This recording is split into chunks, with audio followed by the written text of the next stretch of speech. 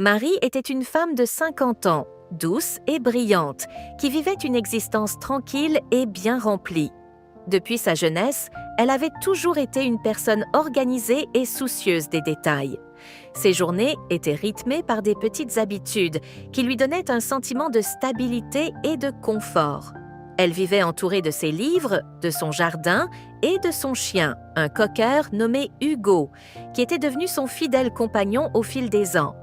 Chaque matin, elle commençait sa journée par une tasse de café en observant le jardin, admirant les fleurs qu'elle avait soigneusement cultivées et se sentait en parfaite harmonie avec son environnement. Cependant, au fil des semaines, Marie commença à remarquer des oublis de plus en plus fréquents dans sa vie quotidienne. Ce n'étaient que des détails insignifiants au début. Elle oubliait parfois où elle avait posé ses clés ou se demandait pourquoi elle était allée dans une pièce sans savoir ce qu'elle y cherchait. Ces oublis étaient relativement bénins et elle les attribuait à un emploi du temps chargé ou à une simple distraction. Mais peu à peu, ces moments d'oubli se faisaient plus nombreux, plus réguliers. Un jour, alors qu'elle se trouvait dans son jardin, elle se rendit compte qu'elle avait oublié le nom de certaines fleurs qu'elle avait cultivées avec tant de soin. Leur couleur et leur forme lui étaient familières, mais leur nom lui échappait complètement. Au début, elle chercha à rationaliser ses oublis. « C'est probablement la fatigue », se disait-elle. Mais l'inquiétude commença à s'immiscer doucement dans son esprit. Elle se surprenait à ne plus se souvenir de petites choses, pourtant essentielles pour elle. Et puis, un jour, lors d'un dîner avec son mari, Bernard, elle eut une expérience plus perturbante.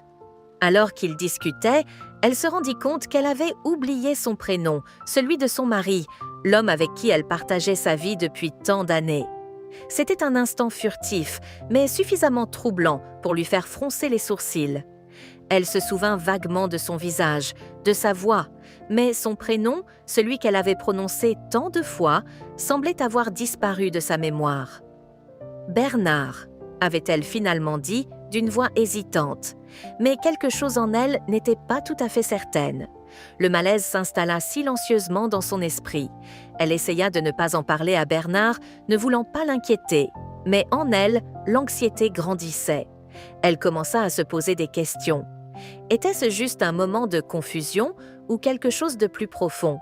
C'était comme si un voile s'était jeté sur certaines parties de sa mémoire, et l'idée que ces oublis ne soient pas seulement des anomalies passagères, la fit se sentir vulnérable et désemparée.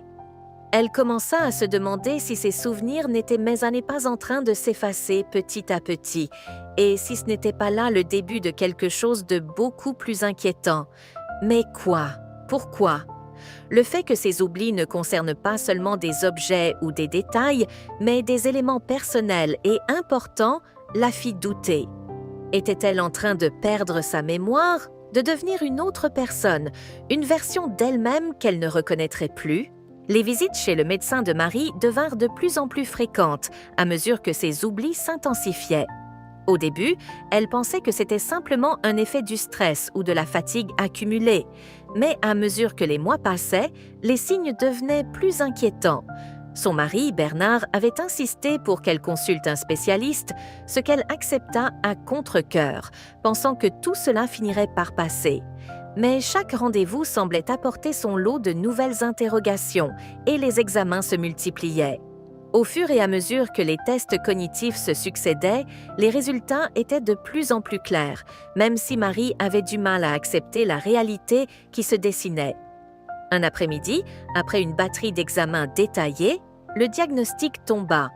Alzheimer. Le mot résonna dans son esprit comme un coup de massue, lourd et accablant. Alzheimer. Une maladie dont elle avait entendu parler, mais jamais imaginé qu'elle pourrait un jour la toucher. C'était comme si le sol s'était dérobé sous ses pieds. Elle se sentit étrangère à elle-même, comme si ce diagnostic ne la concernait pas, comme si on lui annonçait que quelqu'un d'autre était malade et non elle. Mais non, c'était bien elle. Le médecin lui expliqua avec calme et professionnalisme les implications du diagnostic. Il parle des symptômes, des traitements et de la manière dont la maladie pourrait évoluer. Mais pour Marie, ces mots étaient flous. Le diagnostic semblait irréel, comme un cauchemar dont elle ne pouvait pas se réveiller.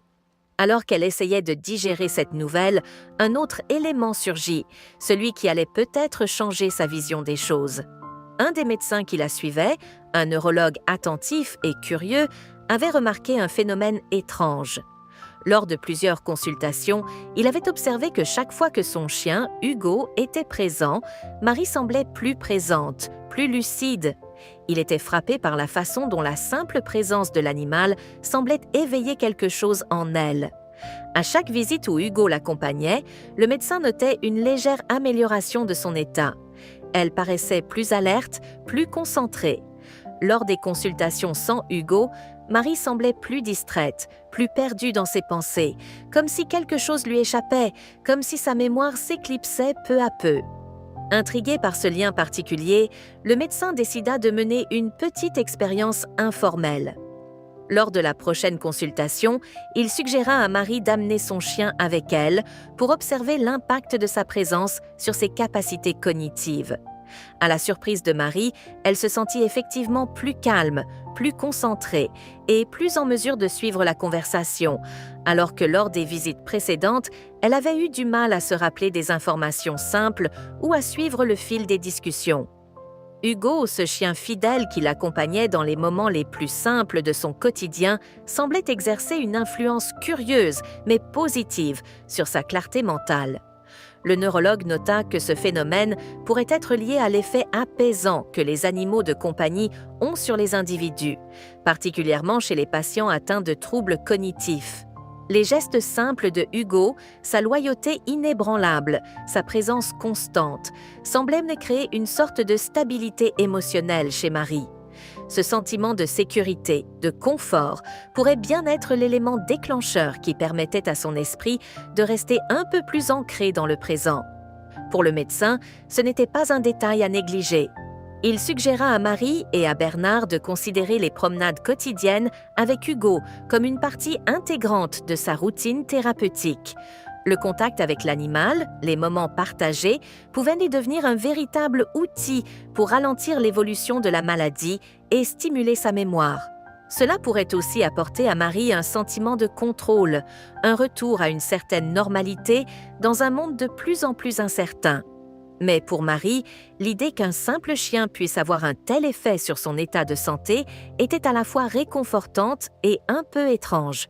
Cependant, elle était prête à essayer tout ce qui pourrait l'aider à se sentir un peu plus elle-même, un peu moins perdue dans les méandres de sa mémoire défaillante. Le médecin, ayant observé l'impact positif de la présence d'Hugo sur l'état de Marie, proposa une approche plus structurée pour l'aider à ralentir l'évolution de la maladie et stimuler sa mémoire. Il suggéra à Marie de suivre un programme de rituels quotidiens, un ensemble d'activités simples mais régulières qui pourraient lui offrir une stabilité dans un quotidien de plus en plus incertain. Ce programme inclurait des promenades matinales avec son cocker, Hugo, suivi d'exercices de mémoire et de jeux interactifs, afin de stimuler ses capacités cognitives tout en renforçant les liens affectifs entre elle et son chien. Au début, Marie était un peu sceptique.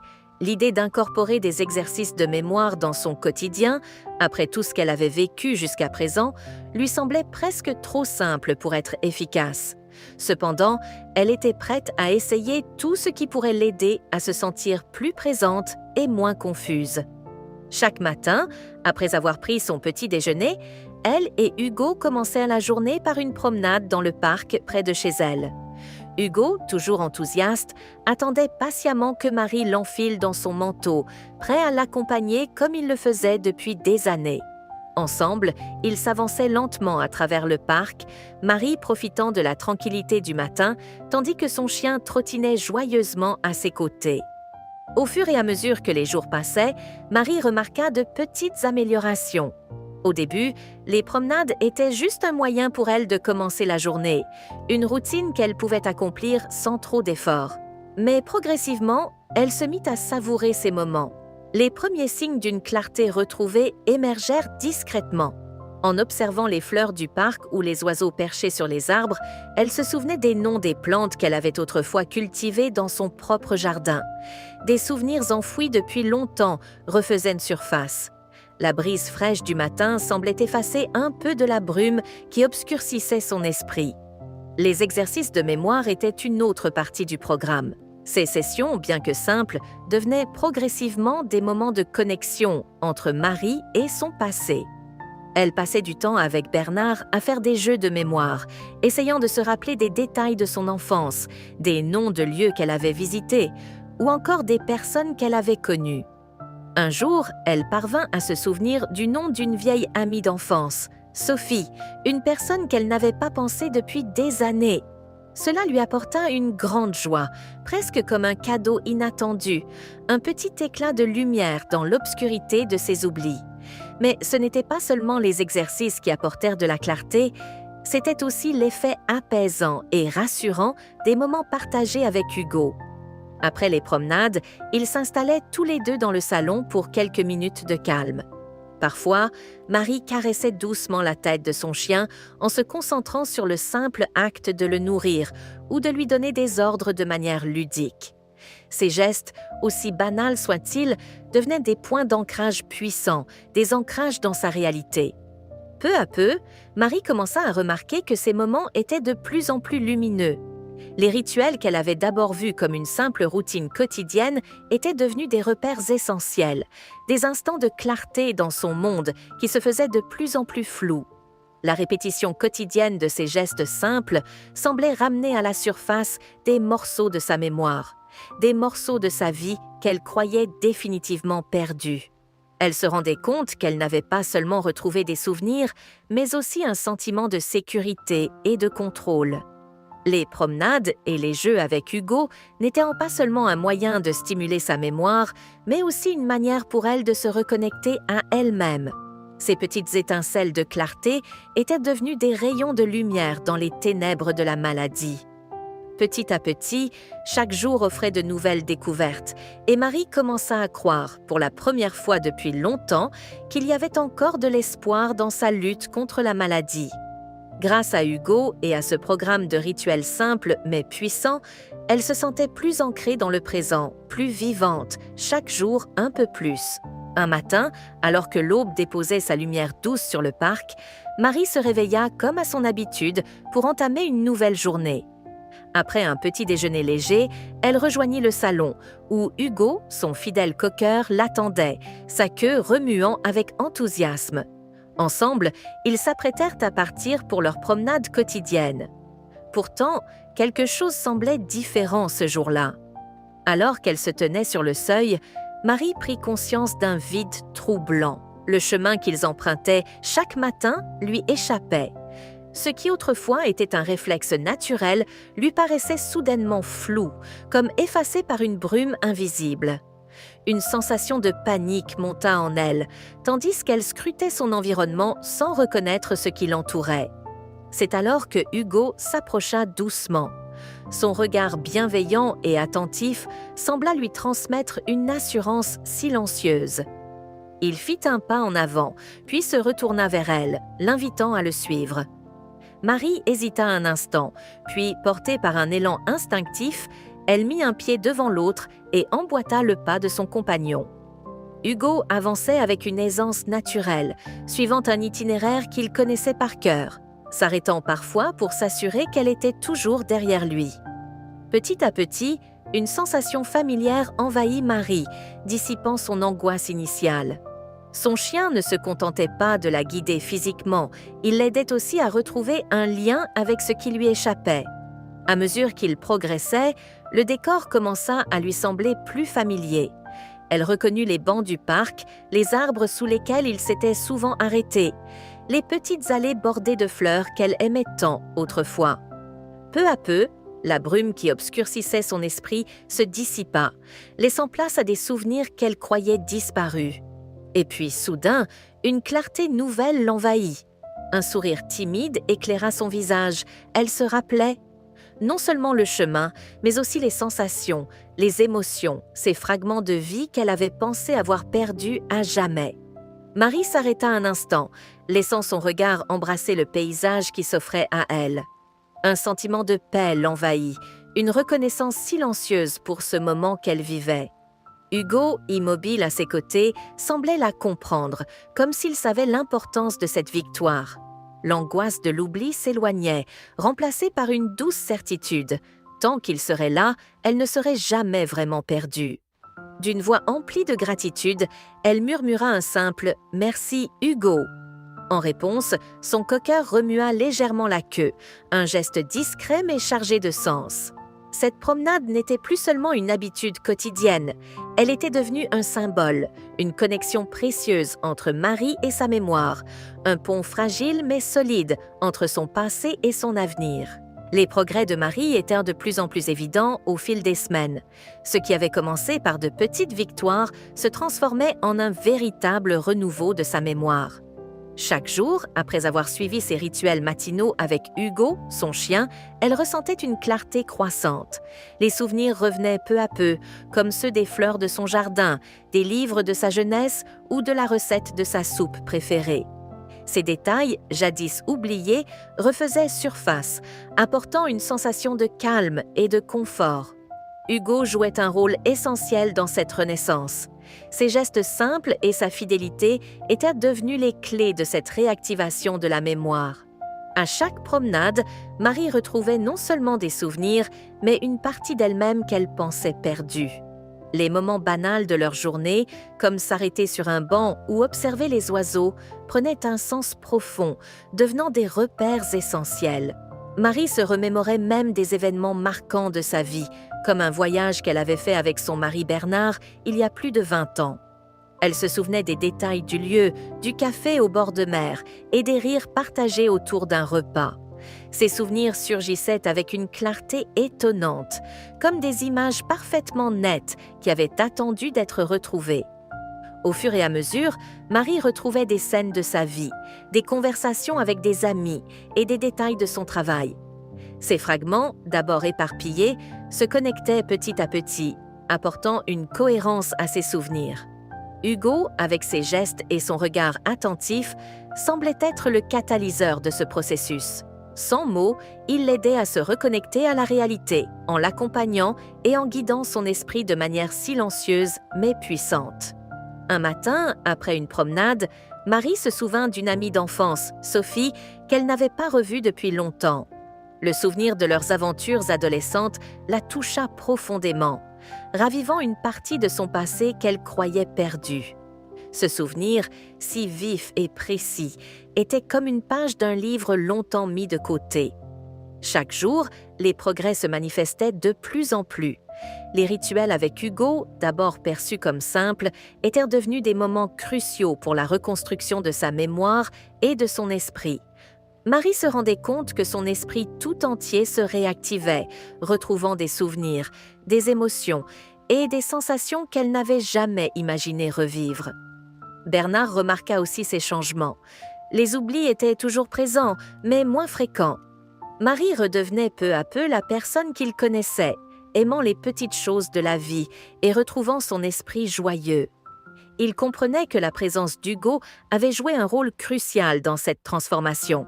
Le chien, plus qu'un simple animal de compagnie, avait été un véritable sauveur pour Marie, l'aidant à retrouver ses souvenirs un à un. Au fil du temps, chaque moment de la journée se transforme en un rituel soigneusement orchestré, une routine qui, bien que marquée par l'oubli et l'incertitude, devient un ancrage essentiel dans la vie de Marie. Les journées sont désormais ponctuées par des gestes simples mais remplis de sens. Chaque activité, aussi banale soit-elle, se fait dans une continuité, comme une mélodie répétée qui donne du sens à un monde qui devient de plus en plus flou. Et au centre de cette journée, il y a Hugo, son coqueur, toujours fidèle à ses côtés. Le chien, avec sa présence calme et rassurante, devient l'élément qui permet à Marie de garder une forme de stabilité. À midi, ils partagent un repas ensemble. C'est un moment attendu, qui s'inscrit dans une suite d'habitudes établies depuis des années.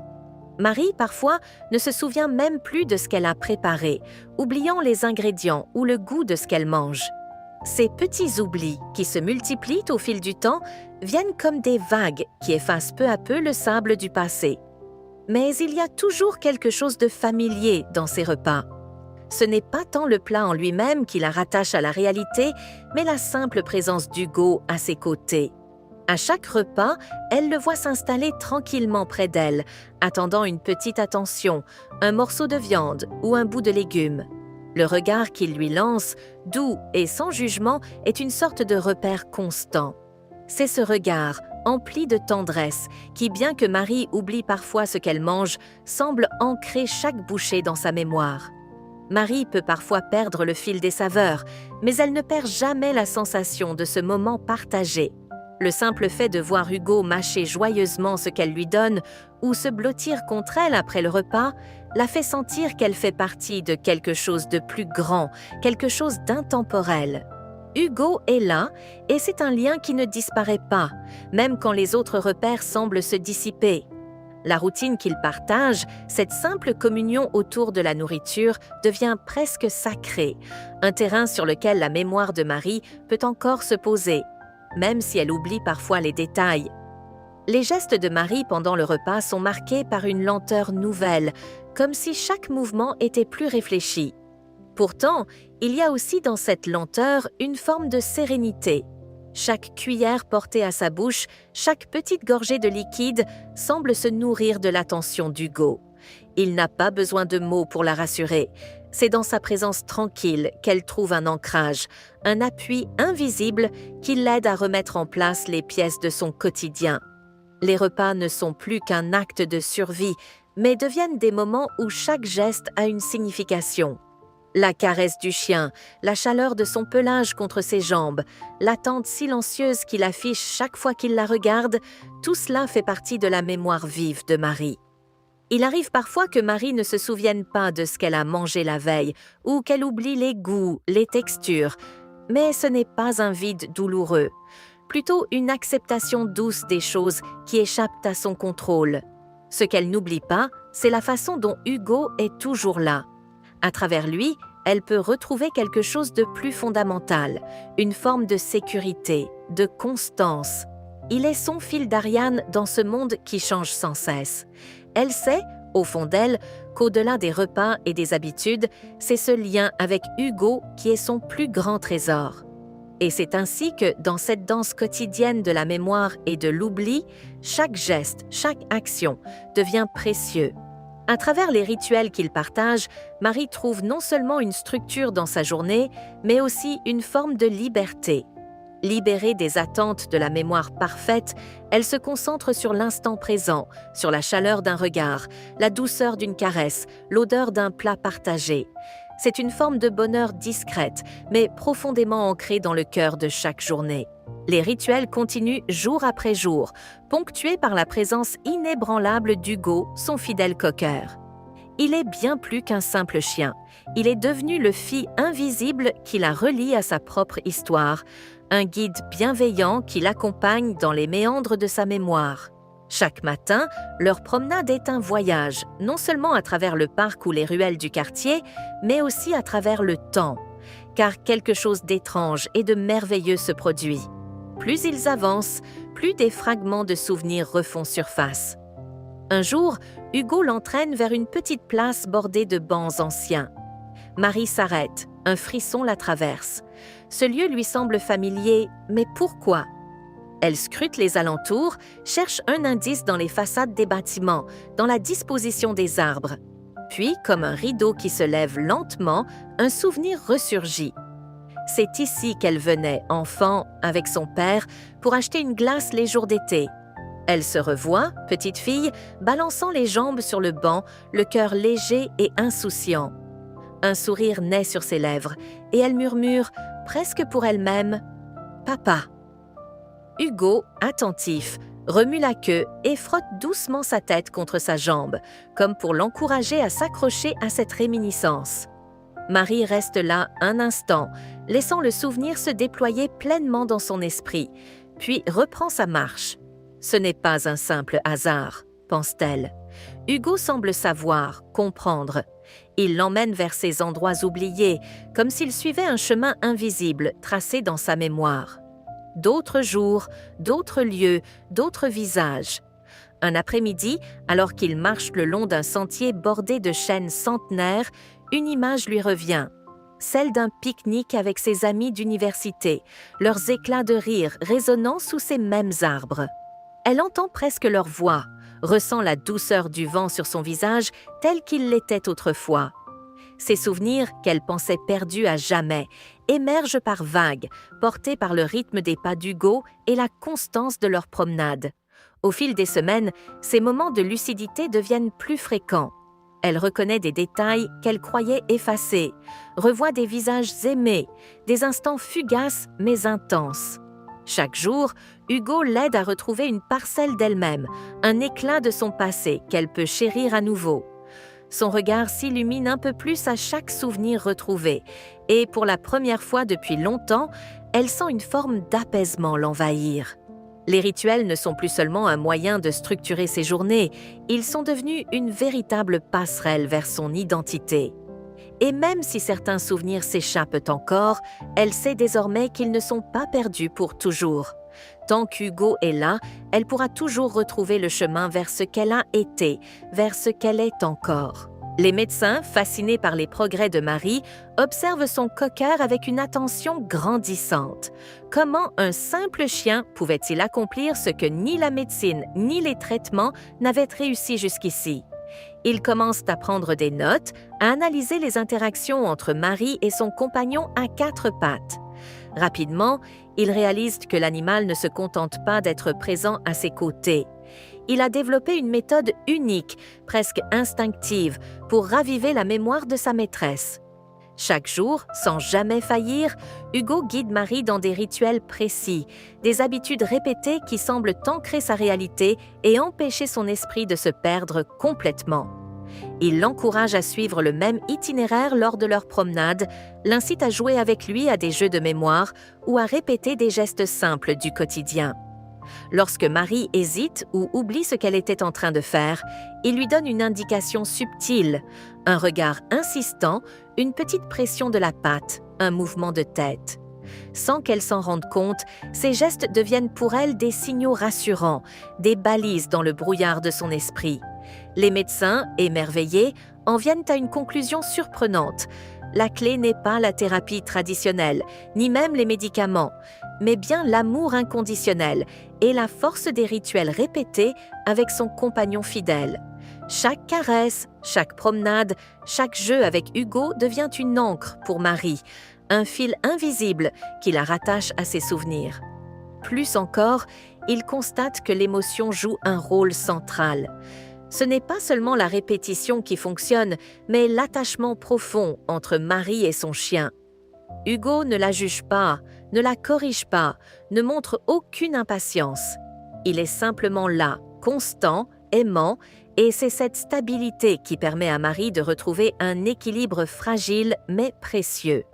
Un jour, un médecin propose une expérience, observer comment Marie réagit en l'absence de son chien. À contre-cœur, Hugo est tenu à l'écart durant une journée entière. Très vite, les effets se font sentir. Sans lui, Marie semble plus confuse, plus hésitante. Elle a du mal à se souvenir des choses les plus simples, se perd dans ses gestes, oublie même le but de certaines tâches.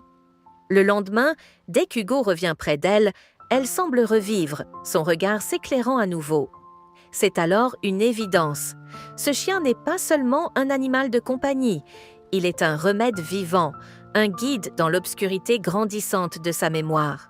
Dès lors, les médecins commencent à étudier ce lien unique avec un sérieux nouveau. Et si la présence d'un chien pouvait être un complément essentiel au traitement contre la maladie d'Alzheimer?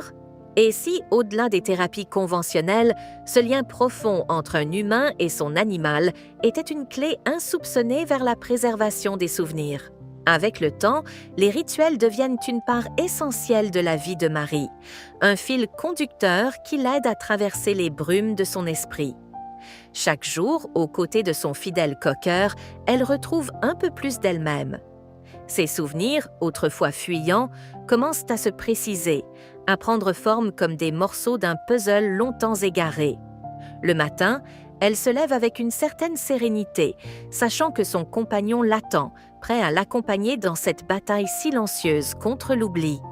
Leur promenade quotidienne n'est plus seulement un simple exercice, mais un véritable voyage à travers le temps, une manière de raviver ce qui semblait perdu à jamais.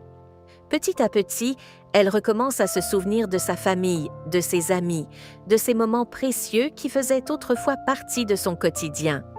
Un jour, alors qu'elle caresse doucement les oreilles de son chien, elle se rappelle soudain d'un anniversaire d'enfance, du gâteau préparé par sa mère, du parfum sucré qui flottait dans l'air.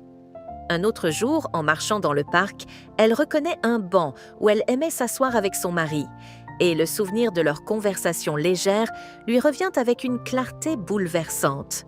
Ces petites victoires, invisibles aux yeux des autres, sont pour elle de véritables triomphes.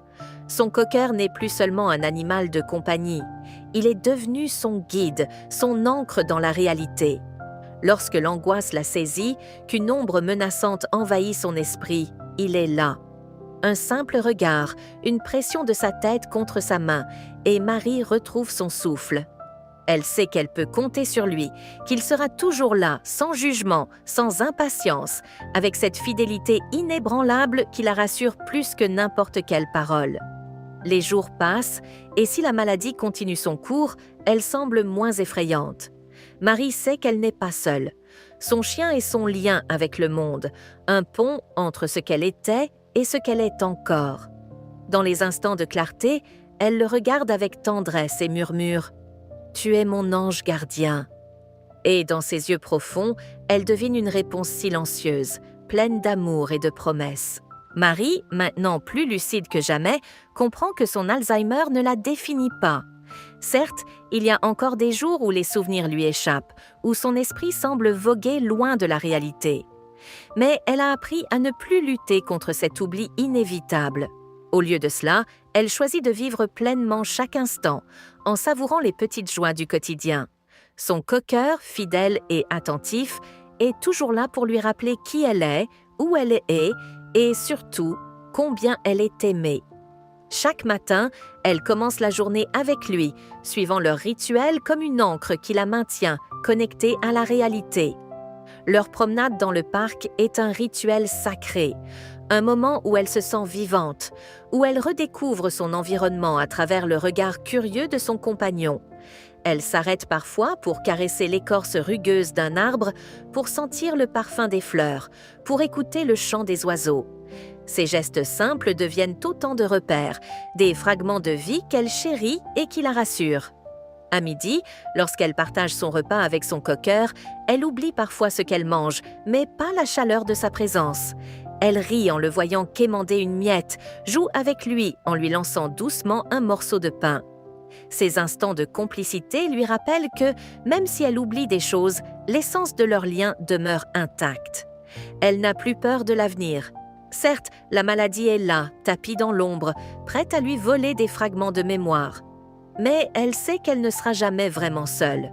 Son chien est là, son guide silencieux, celui qui l'aide à naviguer à travers le brouillard.